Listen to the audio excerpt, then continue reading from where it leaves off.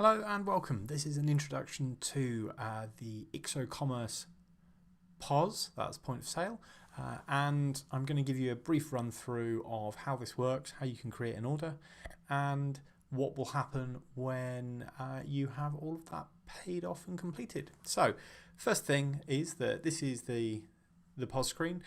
This will be what your salespeople use when they're adding orders within the store. First off, they're just going to go up, they're going to press create new order. At this point, you can scan products and add those in. So that would be for your pay and take orders. Nice, quick, easy things. Scanned, added the item, added the order, paid, and done. For the purposes of this, though, we're going to be looking at a slightly more complex order. So we're looking at something like some sofas, which will be ordered and then sent to the customer later.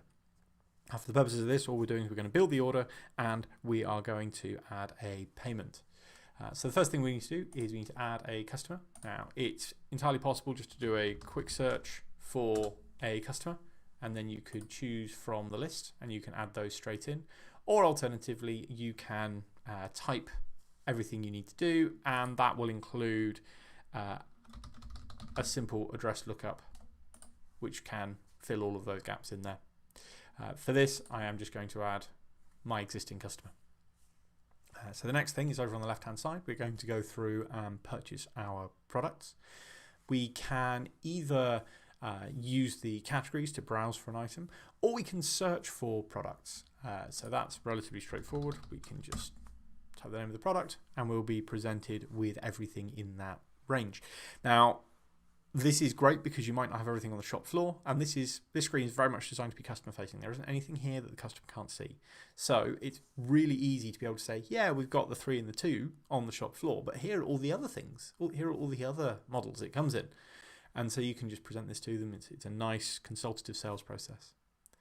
When we're actually adding those items, it's relatively quick and easy. So I'm going to order the L-shape large chaise. So I just click into there. I choose whether I'm going to have the grade A or the grade B.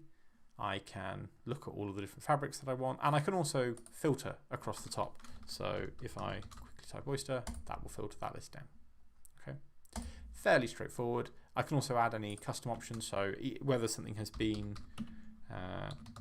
missed during product setup, or this is a product that can be customized, I can just add additional options to the end of that. And then all of those appear on the right-hand side, included within the order. If I order something from stock, and this might be just a standard item which is stocked, or as we have here, we have the L-shaped corner sofa group, which does have a stocked version. So that comes in the boucle fennel. So the customer wants that, so that one's ready to go. We can just order that from them. That will even allocate the stock, as it has here, from the UK warehouse in shelf 4. If there are other options, it will present those to you and you'll be able to change your mind. We can also very simply just come through in here and cancel individual items, or even remove the VAT, change the quantities, all of those kinds of things. Very, very easy to do. A little bit further down, we will see the discount. Now, actually, within discount, I have a customer discount set against me, but I can also add promo codes here, or I could apply a discount against a specific product, so long as I have the correct auth pin, which I do not have, so that has not been added. So that's a little bit of managerial approval for discounts.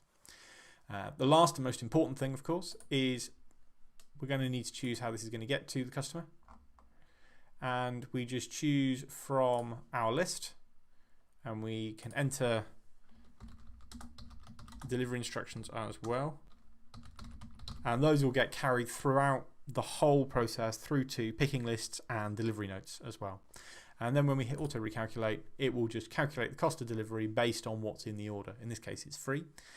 But if you've got delivery rules set up for surcharges to certain postcodes, or free delivery over a certain value, but maybe orders under £1,000 have a £50 charge, then that will be automatically calculated for your salespeople.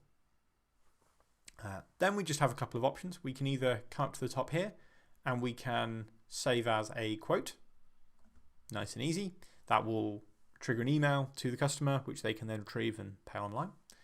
Or alternatively, down at the bottom, we can click in and we can take a payment.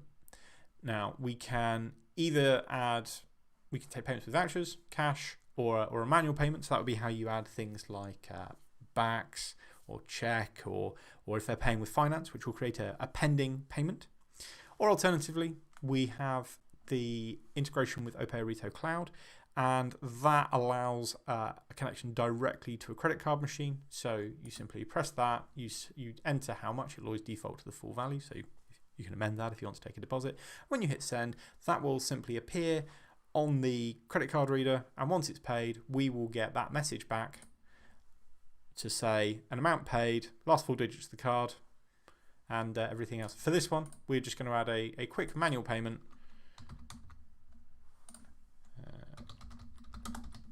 with a reference of deposit paid, acknowledged, and that one has now been paid. So it's still logged as payment pending because there is still a money outstanding, but that order is now complete. There is nothing else that we need to do with that, and then it's on to ordering the items.